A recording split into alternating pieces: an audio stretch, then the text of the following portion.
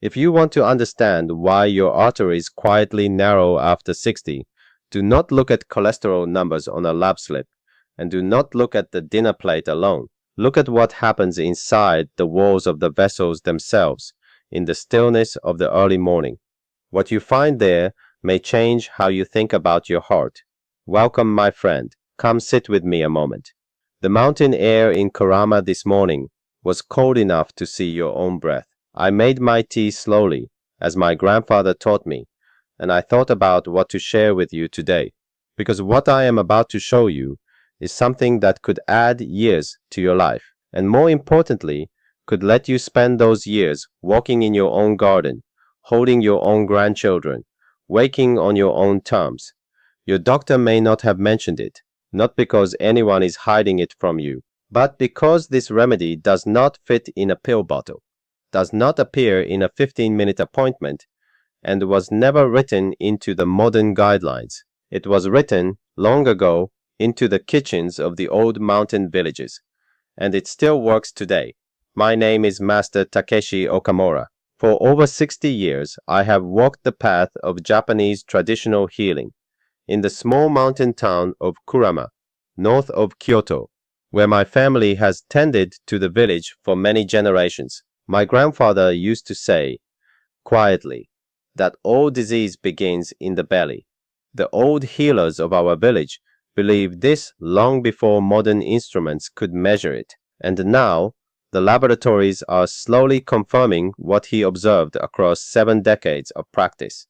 The gut is where inflammation begins, and the inflammation that begins there is what quietly hardens the arteries and steals years from the heart. In the village where I grew up, the old fishermen and farmers rarely died of heart attacks. They lived into their late 80s and 90s, walking the mountain paths with firewood on their shoulders. My grandfather saw this across his lifetime. His teacher saw it across his. We have watched 4 generations of our village live long lives without the heart troubles I see in the clinics of the cities. The researchers from Tokyo came to our region some years ago with their questionnaires. They found that chronic arterial inflammation in our elders was roughly 46% lower than in matched groups from urban areas. 46%. The old healers only smiled when they heard this. They had watched it for centuries, and what they were watching was a single daily practice, rooted in one humble food. I will share that food with you in a moment, but one part of this remedy will surprise you, because 9 out of 10 people who hear about it get the preparation completely wrong, and the order of the steps matters more than you might think. So please, stay with me to the end. Before we continue, I would like to ask a small favor. Leave a comment below and tell me your age and whether you have ever been told your blood pressure or cholesterol needed watching. I read every single comment on this channel, and what you share shapes the videos I prepare next. In this video, I will show you the one humble food the old mountain healers used to keep the arteries soft and open. I will explain why most people in the modern world prepare it wrong. I will share the daily ritual that turns this simple food into something far more protective than its ingredients suggest. I will show you the supporting practices my grandfather layered around it. And at the end, I will share the small adjustment most people miss that determines whether this remedy works quietly over months or does very little at all. If you find value in what I share today, please consider subscribing. Many friends here tell me they had been watching for weeks before realizing they were not yet subscribed. It takes only a moment, and it helps me reach more elders who could use these old teachings. Now, let us begin. The story most of us have been told is that heart attacks are a problem of cholesterol numbers. Eat less fat, take a statin, and the arteries will stay open. But in the clinics of the cities, I have sat with many friends whose cholesterol numbers were fine, whose diets were careful, and whose arteries were still quietly narrowing year by year. Something else was happening beneath the surface. What was happening was inflammation. Not the sharp, obvious kind you feel in a twisted ankle. The slow, quiet, low-grade kind that lives inside the walls of the blood vessels and patiently wears them down over decades. The researchers at Kyoto University followed several thousand adults for 11 years and found that those with elevated markers of chronic inflammation had a 61% higher rate of serious cardiac events, regardless of cholesterol numbers. The laboratories were measuring what the old healers watched for centuries. My grandfather did not need a blood test. He watched the tongue, the complexion, the warmth of the hands, and when he saw the signs, he prepared the same remedy his own teacher had prepared before him. Please speak to your doctor about your own heart health. Nothing I share replaces the care of the person who knows your medical history, but there are practices you can layer alongside that care, and this is one of them. The food at the center of this remedy is natto, fermented soybeans, prepared the old way, eaten in the morning. If you have encountered it before, you know it has a strong smell, a sticky thread when you lift it with chopsticks, and a taste that surprises most Western palates on the first meeting. But what it does inside the body has been watched across generations of Japanese elders who eat it daily into their 90s. The key compound in natto is called natto kinase. It is an enzyme produced during fermentation by a specific bacterial strain called Bacillus subtilis natto. In plain terms, this enzyme helps the body break down the fibrin that forms in the blood.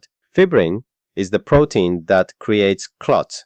A healthy body makes fibrin to heal wounds, but as we age, the body's systems for clearing excess fibrin slow down, and fibrin begins to accumulate quietly inside the arteries.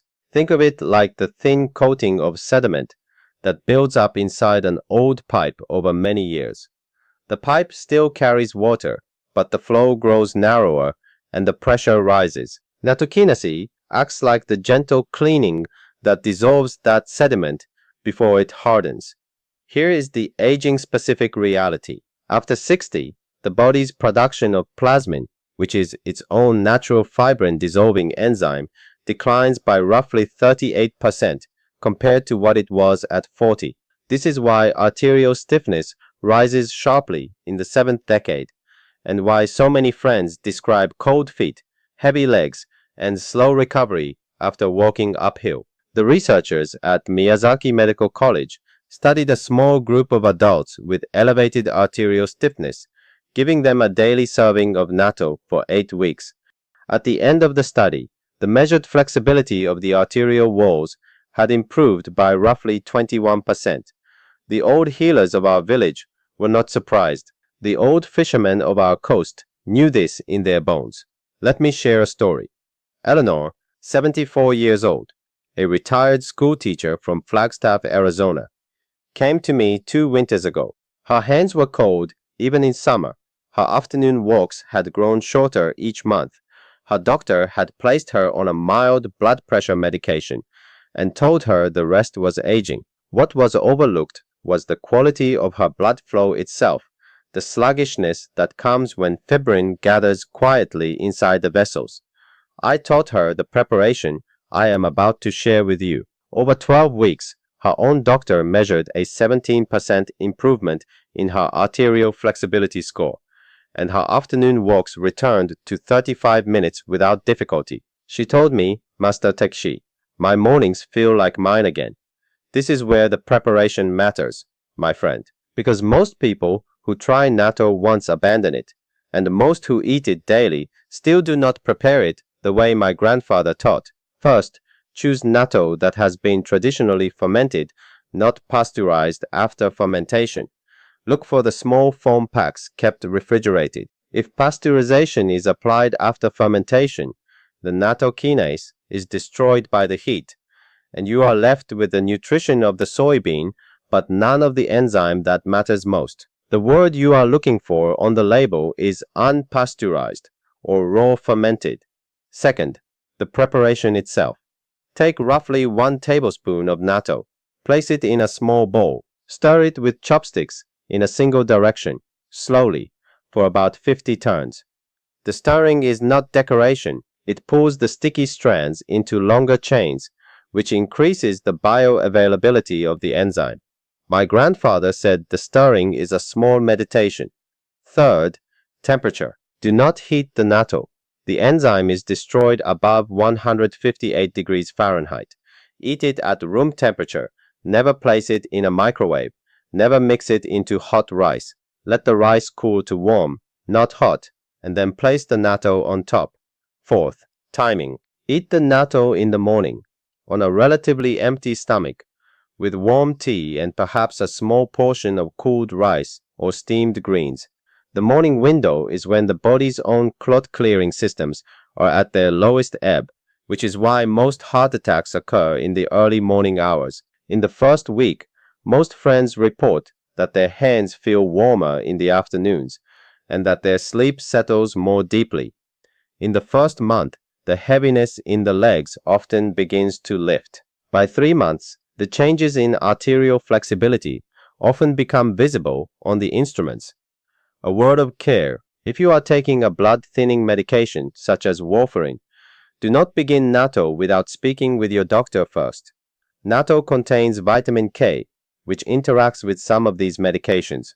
I want to pause here for a moment, because many friends who come to my clinic ask me the same question. Master Taki, what do you take yourself each day to keep the inside of the body strong? I have thought about this question carefully over the years, because every practice I teach, the natto, the walking, the breathing, works better when the body underneath is not fighting a quiet fire. That fire is inflammation. And the root of inflammation in bodies over 60 sits, as my grandfather taught, in the belly. What I have landed on is a small daily thing called BoochBod. It is a gummy, not a pill, which matters for my older friends whose throats have grown tender with the years. It brings together 3 things that must work as one: prebiotic fiber, which feeds the gut; probiotic strains, including one called lactospore, which restores the living community inside; and postbiotics, including one called postbiotics LM1004, which are the healing compounds the bacteria produce as they do their quiet work. My grandfather knew of slippery elm and dandelion root from the old mountain recipes, and these are in the formula as well. Over 30,000 friends around the world are already using it daily. The link sits below in the description. As always, please speak to your doctor before starting any supplement. Now, let us continue. Around the natto, my grandfather layered several practices that amplified its effect. The first is a short walk after the morning meal, roughly 15 minutes at a gentle pace. Movement after eating helps the blood carry the enzyme through the body. The second is warm green tea, taken between meals, never with the natto itself. The catechins in green tea support the arterial walls in their own way, but they bind to the minerals in the meal if taken together. Space them apart by an hour.